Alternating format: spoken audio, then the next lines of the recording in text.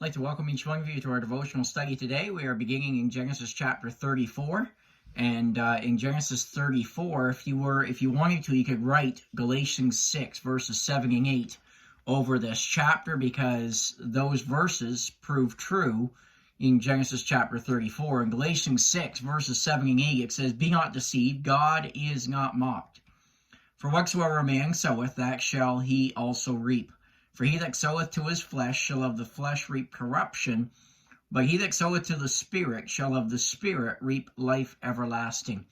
So as we come into Genesis chapter 34, we see that premise of whatever you sow, you are going to reap. And Jacob runs into some problems here in Genesis chapter 34, and it's interesting how he tries to blame it on his sons, but really as we move through this chapter, we're going to see that Jacob is to blame for what takes place in this chapter. And as we move through this chapter, you'll see why I say that. I want to read Genesis 34, verses 1 through 7 today, and we'll look at least some of these verses. In this verse, we see Jacob's daughter, Dinah, shamed and disgraced. It says in Genesis 34, and in verse 1, it says, "And Dinah, the daughter of Leah, which she bare unto Jacob, went out to see the daughters of the land. And when Shechem, the son of Hamor, the Hivite, prince of the country, saw her, he took her, and lay with her, and defiled her. And his soul clave unto Dinah, the daughter of Jacob, and he loved the damsel, and spake kindly unto the damsel. And Shechem spake unto his father Hamor, saying, Get me this damsel to wife. And Jacob heard that he had defiled Dinah his daughter. Now his sons were with his cattle in the field, and Jacob held his peace until they were come. And Hamor, the son of Shechem, went out unto Jacob to commune with him. And the sons of Jacob came out of the field when they heard it, and the men were grieved, and they were very wroth, because he had wrought folly in Israel, in lying with Jacob's daughter, which thing ought not to be done." So as we come into these verses, we see here Jacob's daughter Dinah is shamed and she is disgraced. And this chapter records for us the slimy behavior of Jacob's offspring. It shows the great problems that come from immorality. And our society today would do well to stop and look at some of the great problems that come when we allow immorality to go unchecked in our society. No society or no nation can tolerate immorality and come away unscathed. Immorality curses, and it will leave a bloody trail in our society. And so as we look at what happens in this chapter, the whole cause of this bloody massacre that happens in this chapter is an immoral sex passion that does not go, that goes unchecked. And had this sex passion been kept moral, no massacre would have ever occurred. And as we think about that, we see that immorality always promotes many evil acts. And that when immorality goes unchecked, that it always leads to more and to greater things. We see in verses 1 through 3 that Diana is involved in an immoral sin in these verses. Verse 1 tells us, "And Dinah, the daughter of Leah, which she bare unto Jacob, went out to see the daughters of the land." So here's the number one problem. Shechem was a place where Jacob and his family were not to be. Keep in mind that they are somewhere where God is instructing them not to be. They are in a place of disobedience. And when we are in a place of disobedience, many times what happens is, in the place of disobedience, evil is promoted.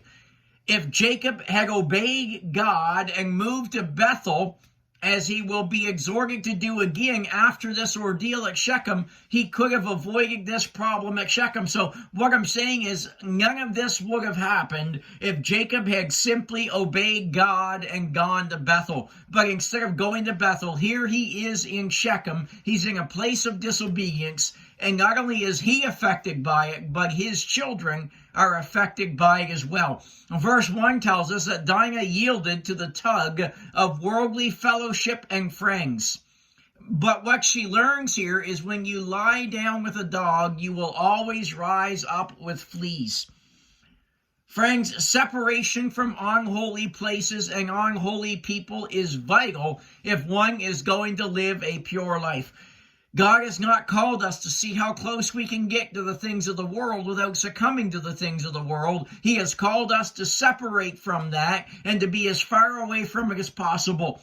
Why see how close we can get to seeing without being involved in seeing? Friend, let me encourage you today. Stay as far away from seeing as you possibly can. Stay away from bad associations as you possibly can. The book of 1 Corinthians tells us, be not deceived, evil communications corrupt good manners. In other words, if you hang around the wrong kind of people, you hang around the people that are doing the wrong things, you're going to find yourself doing the wrong things. Separation is not popular today, nor has it ever been popular, but a lack of separation will always bring ruin to a person's character. Then as we come into verse 2, it says, when Shechem, the son of Hamor the Hittite, prince of the country, saw her, he took her and lay with her and defiled her. The word took her in this verse suggests that the sex that they had was forced, but the word defiled really makes it clear and plain that this was a rape situation. Friends, immorality is filthy. Any unholy sex is filthy. Shechem here defiled Dinah by raping her. And friends, this is a reminder to us that sin only defiles people. Sin will never clean up your character. It will always corrupt your character. And passion, as we see here, Shechem had a passion, and passion is especially bad when it cruelly forces itself on weak and helpless people, be it rape or child molestation or whatever it is, and it reminds us of the dangers of passion going unchecked. And we must be very careful that we do not allow that to speak, or we do not allow passion to go unchecked in our lives. Then verse 3 says, his soul clave unto Dinah, the daughter of Judah, and he loved daughter of Jacob rather, and he loved the damsel. Notice this, and spake kindly unto the damsel. He spake kindly to her, but he did not treat her kindly. Let me warn you today, be careful, beware of the sweet talking of sin. People can talk nice and they can say all the things that you want to hear to make you feel good and all of that. But friends, beware of the sweet talking of sin. It will leave a very bitter aftertaste in your life if you listen to it and if you heed it. Then we see that Shechem desires Dinah to be his wife in verses 4 through 6. He asks his father to get her. And then in verse 7 we see that the brothers of Dinah were very angry when they heard what had taken place. And we're going to see as we move through these verses that the sons of Jacob are going to use craftiness in the same way that their father uses craftiness. They are now going to use craftiness to massacre these people that live in Shechem. They would trick them into a slaughter, as we will see tomorrow. The brothers of Dinah were very upset about the raping of their sister Dinah. The words grieved and wroth indicate this fact. The rage was not so much about virtue. Here's the thing, and this is what we need to see and understand today. The rage that they had, though, was not so much virtue as it was about vindication. What I'm saying is this: they were more concerned about their honor than their holiness.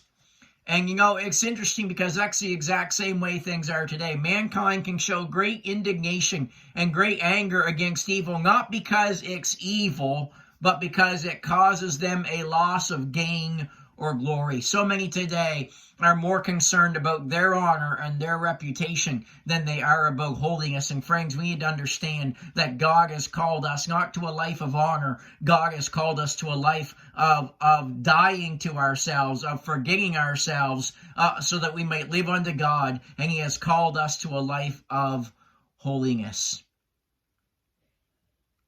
Sexual immorality we can see as we look at this passage here in this chapter a number of times, including verse 7. Sexual immorality is described as folly in this chapter. Friends, sexual immorality is always folly. And let me say this as we close today, that fornication and adultery have always been wrong and always will be wrong. Anything outside of sex between a married couple is wrong in the eyes of God, and the Bible makes that abundantly clear. Friends, we need to, in the day and age that we live in, we need to continue to draw the line where God draws the line. Do not compromise on the message of the Word of God for yourself or for anyone else. God says what He means, and He means what He says. Have a great day.